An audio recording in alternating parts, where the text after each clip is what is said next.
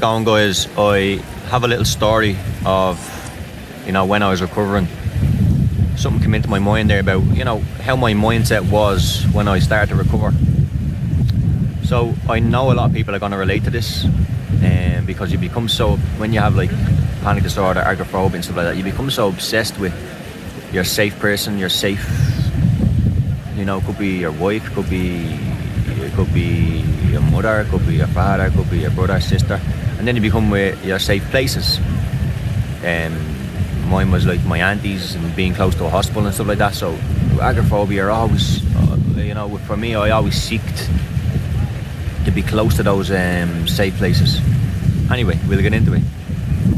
When I booked my tickets to Paris, I was really excelling with my recovery, and I knew I have to go to Paris. There was no way out of it. I had to get on that plane, and I chose to get on that plane whether I didn't care if it killed me on the plane. I was going.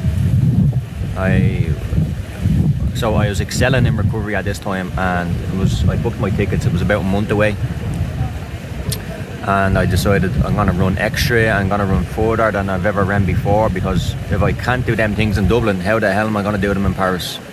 So I was really excelling in my recovery at this time, and the anticipatory anxiety leading up to that flight was, you can only imagine, it's all well and good jogging around Dublin, Ireland and stuff like that, but getting on a plane that I haven't done in 10 years, and my first ever panic attack was away on a holiday. This was going to be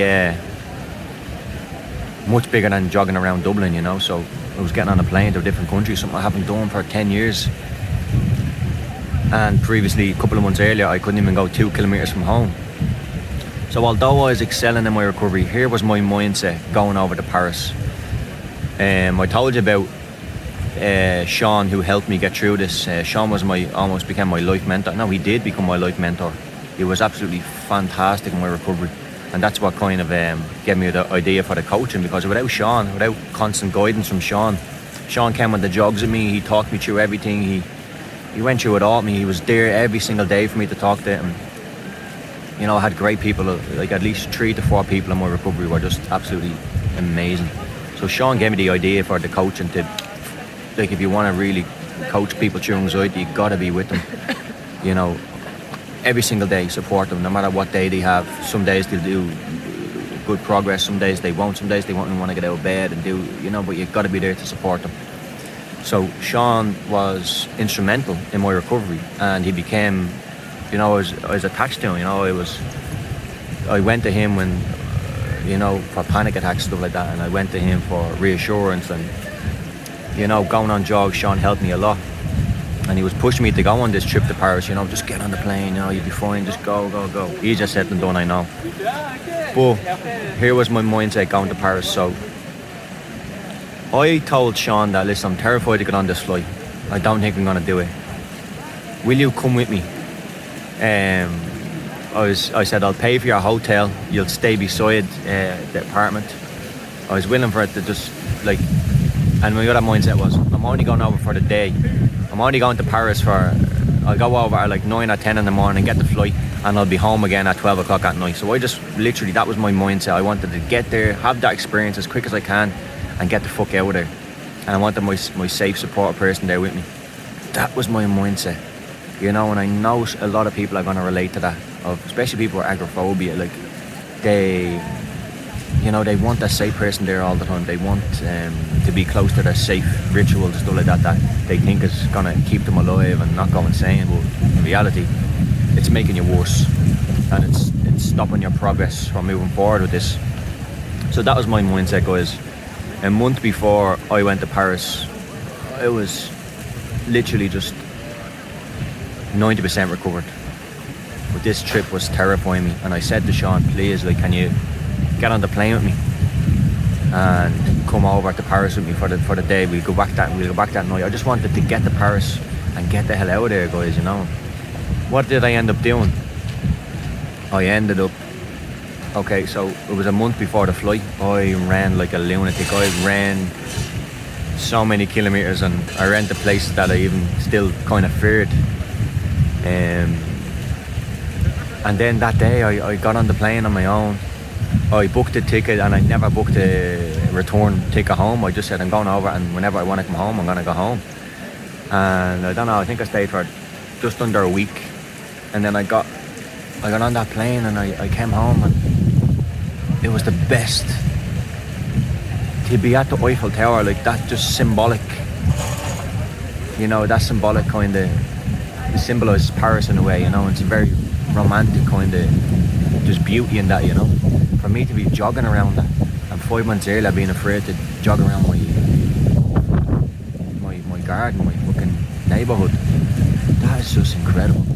And I only sit down and think about that now, like. And I remember this is the first day I came here. I came to this exact spot that we're sitting at, and it's my favourite spot. I love it. I find relaxation sitting here.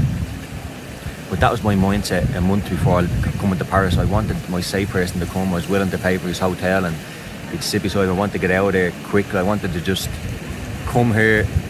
I had it all planned out. I'll come over here, I'll get a plane at 9 o'clock in the morning, and I'll spend time with my girlfriend, and then I'll get the hell out of there. And that was my mindset, guys. It's crazy what this does. The brain just wants to protect you, but it's really doing you. It's doing you harm. You're not going to ever recover like that, you know. Recovery is letting go of those behaviours and thoughts, and it's a steady process. This didn't happen overnight. It didn't happen overnight, but there's a story of how my mindset was and how a lot of people's mindsets are with people who are struggling with agoraphobia and panic attacks and stuff like that. So, yeah, incredible story, incredible change, incredible transformation. You know, I remember that day specifically, you know, asking Sean, will you come over with me to Paris and stay in a hotel? And I realised how ridiculous that is, but I know a lot of people understand, like, and they probably do the exact same thing. Thank God I didn't accept that. Thank God he said no. So anyway, guys, there's a little recovery story, and I've decided that I'm gonna, because I've been working with clients now, and you know, a lot of things about working with the clients and the coaching, that my stories help them. So what I'm gonna do is, over 10 years I've accumulated so many horror stories and so many positive experiences and in my recovery and in my bad times, and people can just, they find common ground with that, they find commonality, and that's very powerful, you know, especially that they see me now recovered and stuff like that. It's very powerful for people to look back on videos and hear me talking about how bad it got for me, and I still overcame it. So I've decided that whenever something comes up when talking with one of the clients, and like, because it's 10 years of this crap, and sometimes I forget about it, but bringing things back up with the clients, it makes me think back, like, wow. So I'm gonna write, when I get off the calls with clients, I'm gonna write down like a story that I can share with people like this, because I forgot about this story, how bad my mindset was, and how I asked Sean to come over with me to Paris and stay with me and fucking stay there for like 10-12 hours and get the hell out of there. So I'm gonna start sharing stories like that can really help people. And yeah, that's it, guys. And that's how bad my mindset was. Like, I was just so attached, and we become so attached to these places and people that I let them go. That happens over a gradual period. Confidence comes back, everything comes back. You're not like this forever, guys. So I'll leave it at that.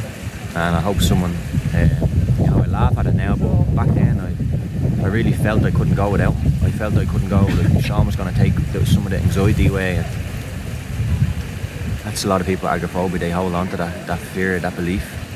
So yeah, guys, I'll leave it at that. And yeah, crazy.